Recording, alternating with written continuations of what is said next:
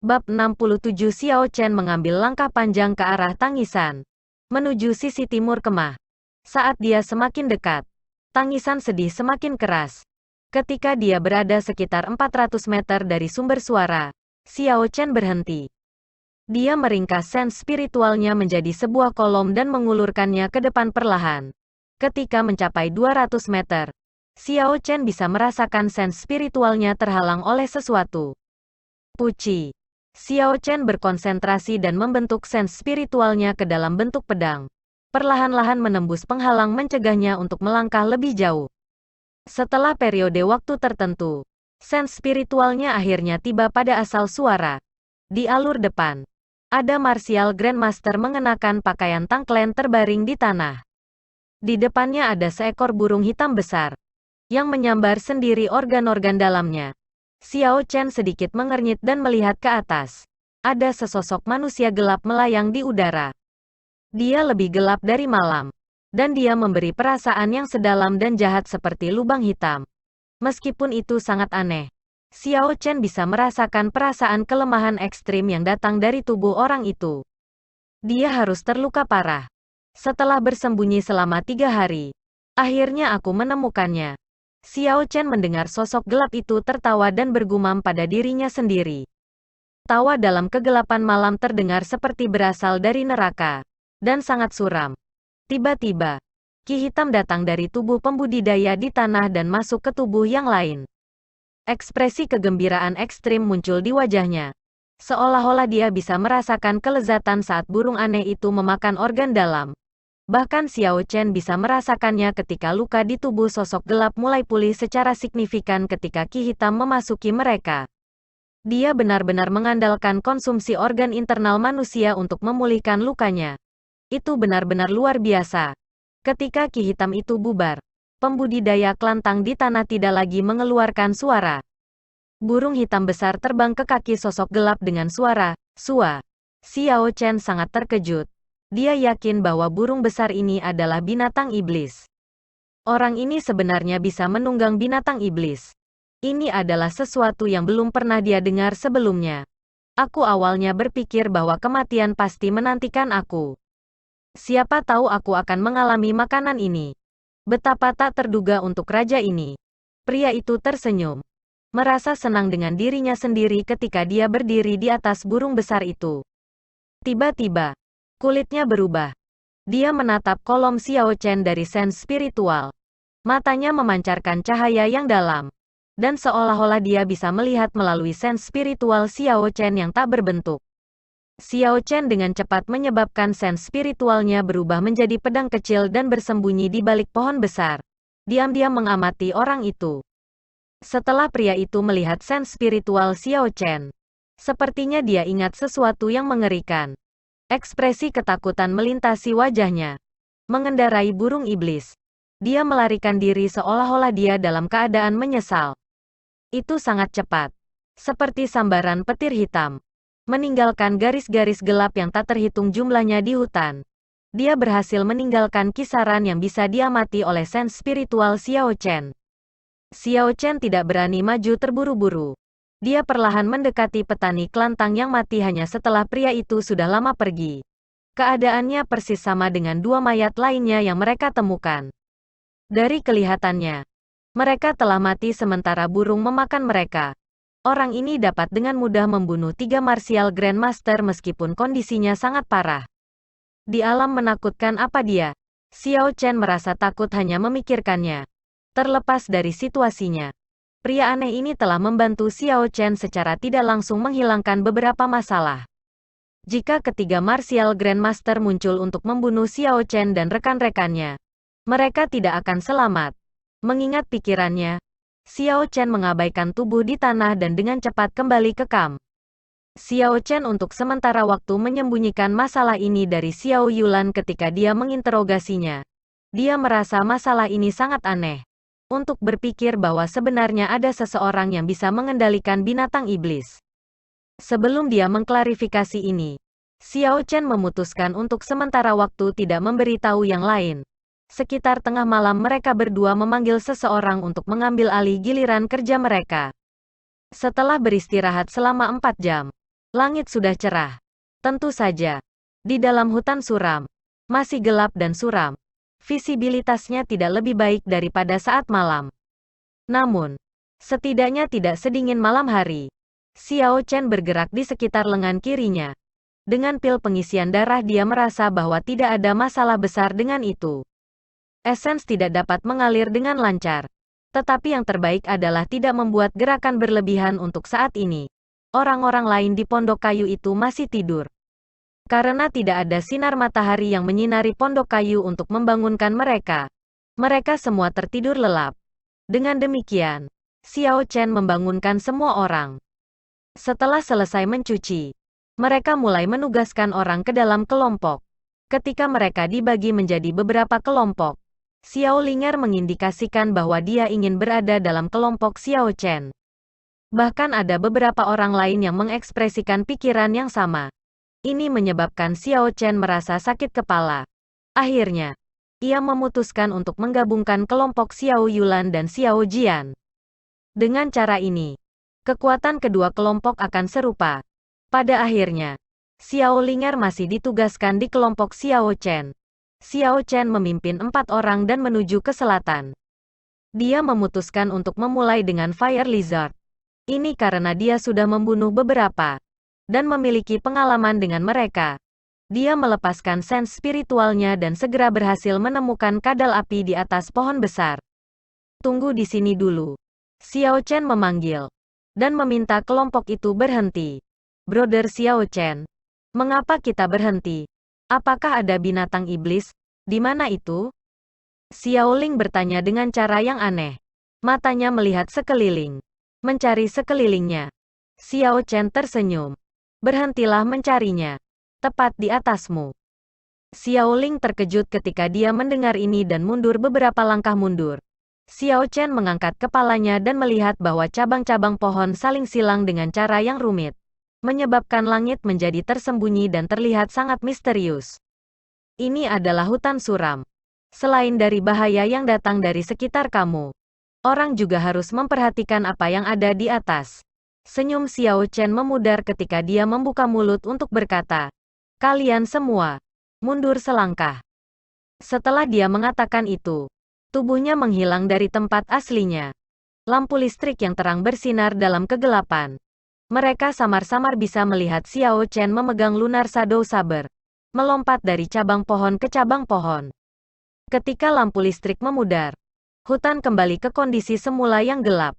Keempat orang di bawah ini bahkan tidak bisa melihat sosok kabur. Yang bisa mereka lihat hanyalah bergoyang-goyang pohon. Ledakan, suara keras datang dari atas dan monster besar jatuh ke tanah, menyebabkan tanah bergetar. Keempat orang di tanah buru-buru mundur. Xiao Chen tidak segera turun. Sebagai gantinya, dia berdiri di cabang pohon dan tersenyum pada kelompok itu. Sekarang giliran kamu untuk tampil. Jangan ceroboh atau kamu mungkin akan mati. Kadal api sudah menstabilkan dirinya sendiri sebelum keempat orang itu berhasil menjawab. Ketika melihat mereka, permusuhannya bergeser dan menyapu ekornya ke arah mereka. Mereka berempat dengan terburu-buru melompat dan berserakan. Sebuah bayangan merah menuju ke arah Xiao Linger. Itu tampak seperti pita merah di udara, dan kecepatannya sangat cepat.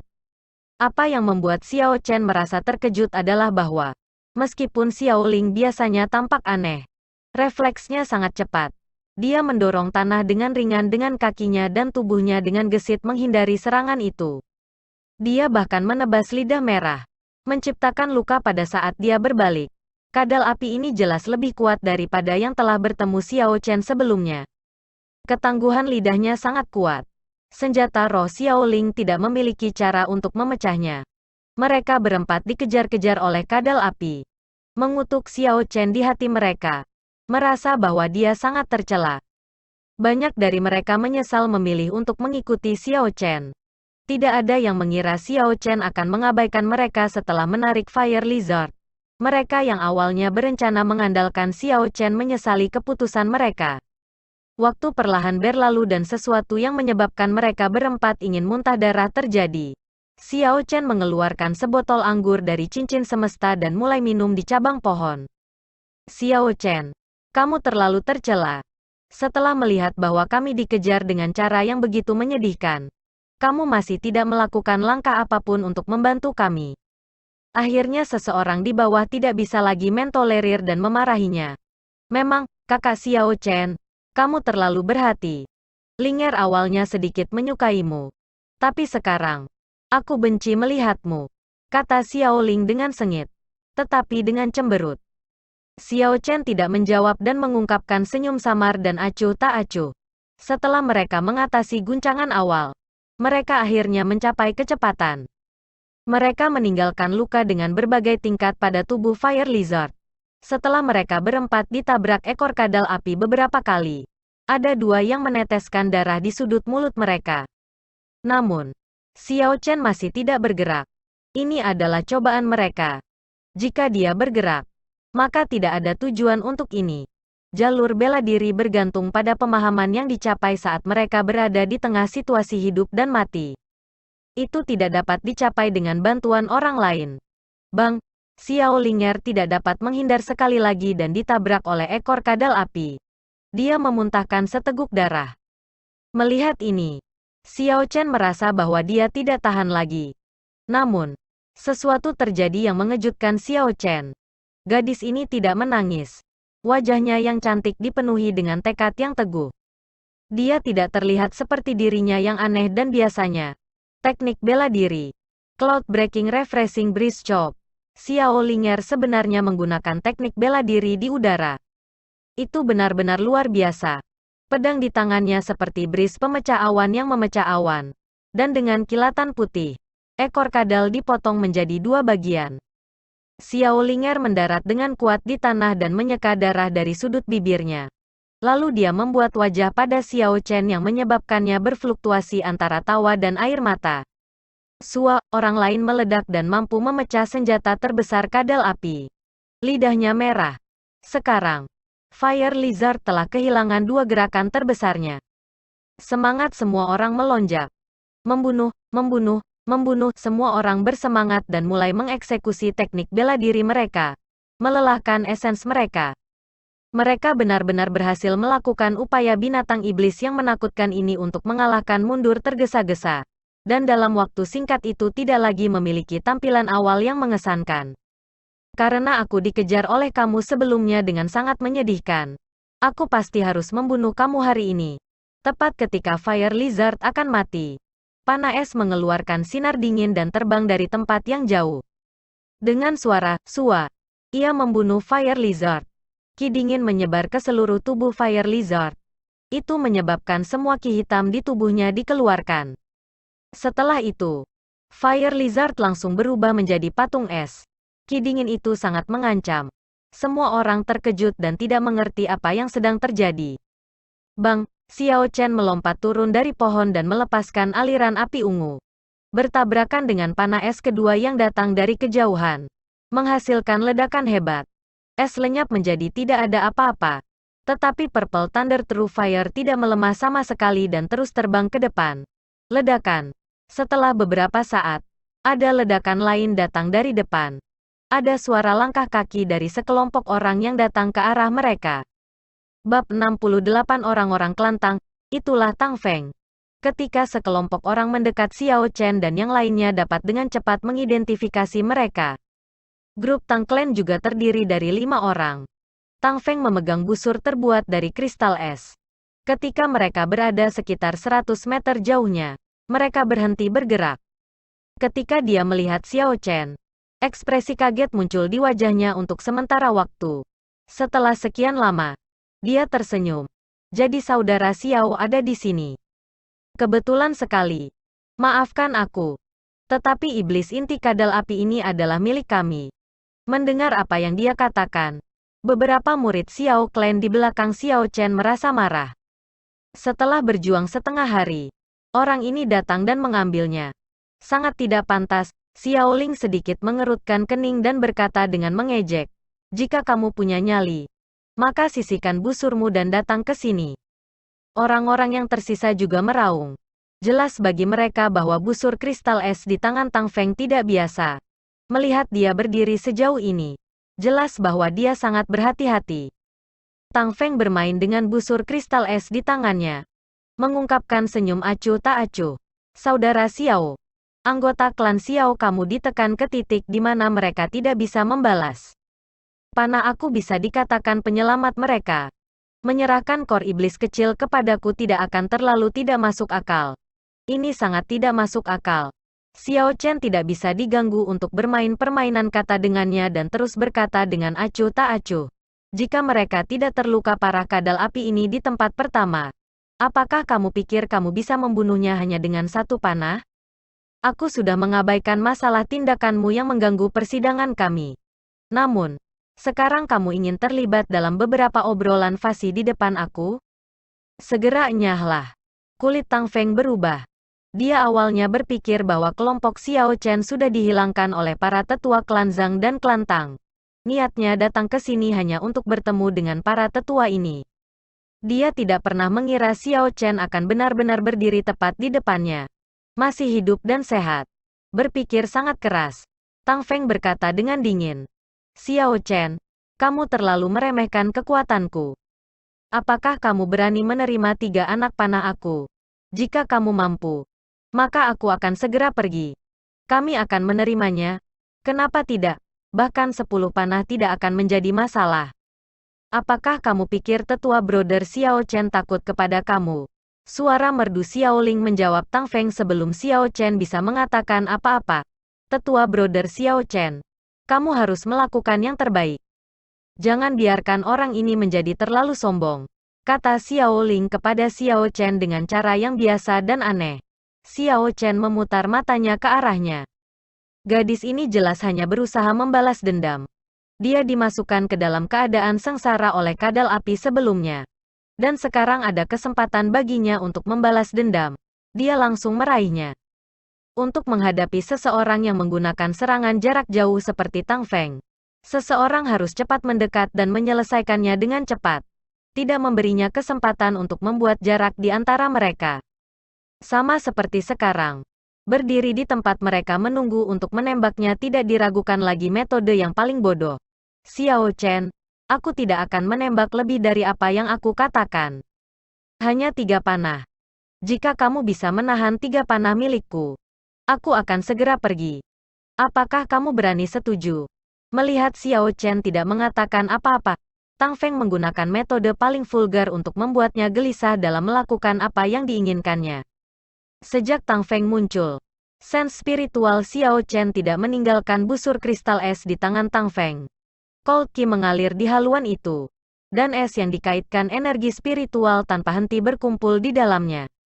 Ini jelas adalah senjata roh dengan atribut es yang tertanam di dalamnya. Selain itu, martial spirit Tang Feng kemungkinan menjadi atribut es, yang memungkinkan busur es ini tanpa henti menyerap energi dingin dari sekitarnya. Namun, Xiao Chen tidak takut. Ini karena Tang Feng hanya puncak murid bela diri superior. Meskipun dia sudah melangkah ke ranah master bela diri, dia, pada akhirnya, masih seorang murid bela diri. Akan ada batas kekuatannya. Dia tidak akan memiliki cara untuk sepenuhnya menampilkan kekuatan besar yang terkandung dalam busur es ini. Xiao Chen tersenyum dengan acuh tak acuh. Kenapa aku tidak berani menerima 3 panah darimu? Jika aku bisa menahan mereka, apakah kamu berani menerima pukulan pedang dari aku? Kenapa aku tidak berani? Aku hanya tidak yakin apakah kamu akan tetap hidup setelah menerima 3 anak panah aku. Tang Feng tersenyum dingin. Jelas dari kata-katanya bahwa dia sangat percaya diri pada busur kristal es di tangannya. Tangan Tang Feng memegang busur kristal es dan auranya tiba-tiba berubah. Menggambar tali busur. Mengubah busur menjadi bentuk yang mirip dengan bulan purnama. Qi dingin mengalir ke busur. Cahaya dingin memancar keluar. Dengan serpihan es berenang di sekitarnya seperti berudu. Seolah-olah hidup. Xiao Chen mengulurkan rasa spiritualnya dan dia melihat seekor burung besar di belakang Tang Feng. Tubuh burung ini sangat aneh. Setengahnya es dan setengahnya api. Merasa kaget, Xiao Chen tiba-tiba teringat soal penawaran Tang Feng untuk inti dalam Rainbow Flame Python di Linlang Pavilion. Sudah jelas bahwa dia ingin menggunakannya untuk meningkatkan tembakan yang dikaitkan serangannya. Namun, 2 anak panah yang dia tembak, dan bahkan anak panah ketiga. Semuanya jelas dikaitkan. Apa yang terjadi? Yang paling penting adalah dia jelas bisa merasakan bahwa kekuatan Tang Feng diangkat ke ranah master bela diri. Apa yang terjadi? Mungkinkah dia telah menekan kultivasinya sendiri selama ini? Pergi, Ice Fury. Melalui sense spiritual Xiao Xiao. Setengah dari api besar dan burung es yang terdiri dari es langsung menjadi jauh lebih redup. Sinar dingin di belakangnya menghilang. Dan itu berubah menjadi panah di haluan. Panah itu tumbuh lebih besar ketika angin bertiup di atasnya. Dan segera itu menjadi panah es yang panjangnya puluhan meter. Sementara panah es ada, angin dingin menyerang. Aliran kabut menutupi permukaannya. Mengepul. Panah es yang menakutkan sebenarnya masih tumbuh lebih besar. Beberapa orang di belakang Xiao Chen berteriak kaget. Xiao Ling sangat ketakutan sehingga dia menutup matanya dan tidak berani menonton apa yang terjadi selanjutnya. Panah es ini mungkin sangat besar, tetapi gerakannya sama sekali tidak lambat. Bahkan, itu tidak jauh lebih rendah daripada dua panah pertama. Namun, karena ukurannya yang besar, orang banyak dapat melihatnya dengan mata mereka. Saat panah es datang menusuk tanah, ki dingin tak terbatas menutupi sekeliling. Xiao Chen bisa merasakan kakinya tampak kaku. Dengan cara ini, kecepatannya akan sangat menurun. Dan akan sulit baginya untuk menghindari panah. Meminjam kekuatan senjata roh. Apakah kamu pikir aku juga tidak tahu bagaimana melakukannya? Xiao Chen tersenyum dingin ketika dia memikirkan hal ini di dalam hatinya. Menempatkan beberapa kekuatan ke lengannya saat dia melemparkan Lunar Shadow Saber ke depan. Energi petir peringkat 6 yang dikaitkan dengan kor iblis sepenuhnya dilepaskan. Lampu listrik tanpa batas bersinar dalam kegelapan. Itu sangat terang sehingga menyilaukan. Petir sekitarnya dikaitkan energi spiritual tanpa henti bergegas menuju Lunar Shadow. Lampu elektrifikasi membentuk busur bercahaya yang tak terhitung jumlahnya. Itu tampak seperti sambaran petir di langit malam yang gelap. Hua, pedang itu berselisih dengan panah es di udara. Dan dengan suara "sua", Lunar Shadow Sabre mengiris panah es. Potongan es yang tak terhitung jumlahnya jatuh. Kemudian dihancurkan oleh cahaya listrik. Pada saat ini, itu bukan lagi pertempuran antara dua orang, tetapi pertempuran antara dua senjata roh. Berdasarkan adegan di udara, jelas bahwa Imlek Shadow Xiao Chen berada di atas angin. Sial, bayangan lunar menembus, dan panah es besar mengeluarkan dentang gemilang, hancur berkeping-keping. Namun, cahaya tajam pada pedang masih sama menyilaukan. Sebelum serpihan-serpihan es menyentuh tanah, mereka semua dilupakan. Membunuh, Xiao Chen berteriak ringan dan mendorong tanah dengan kakinya. Dia melompat ke udara dan melambaikan tangannya. Menggenggam saber Lunar Shadow kembali ke tangannya dengan kuat. Sosoknya melintas di udara. Hanya cahaya pedang hitam yang bisa dilihat dengan kejam menebas Tang Feng. Tang Feng berubah pucat dan meninggalkan afterimage di belakang saat dia dengan cepat mundur. Xiao Chen bahkan tidak repot-repot melihat bayangannya. Dia memutar pedangnya, menggeser kakinya dan menebas sejauh 5 meter ke samping. Tang Feng muncul dan melihat bahwa ujung pedang hitam dengan lembut diiris oleh tenggorokannya. Dia telah berhasil menghindari bahaya ini. Namun, angin dari pedang memotong sebagian kulit dan dagingnya, meninggalkan bekas luka yang tidak jelas. Tenggorokan Tang Feng tegang tanpa sadar dan dia merasakan sedikit rasa sakit dari luka itu. Wajahnya yang semula pucat berubah lebih menakutkan. Dia merasa bahwa dia telah melarikan diri dari gerbang neraka. Xiao Chen berdiri tegak dan menyingkirkan pedangnya. Dia menatapnya dengan dingin. Enyahlah. Dan jangan tunjukkan wajahmu lagi di sini. Jangan merasa tidak diundang. Aku tahu bahwa kamu masih memiliki beberapa kartu truf yang belum kamu ungkapkan. Tetapi aku juga. Selain itu, jangan menyimpan harapan apapun di hatimu. Kedua tetua dari klan Tang kamu sudah mati. Dan demikian juga tetua Zhang Clan. Ketika Xiao Chen mengatakan kalimat terakhirnya, kulit Tang Feng benar-benar berubah. Bagaimana mungkin? Ada 4 Martial Grandmaster? Mungkinkah dia membunuh mereka semua?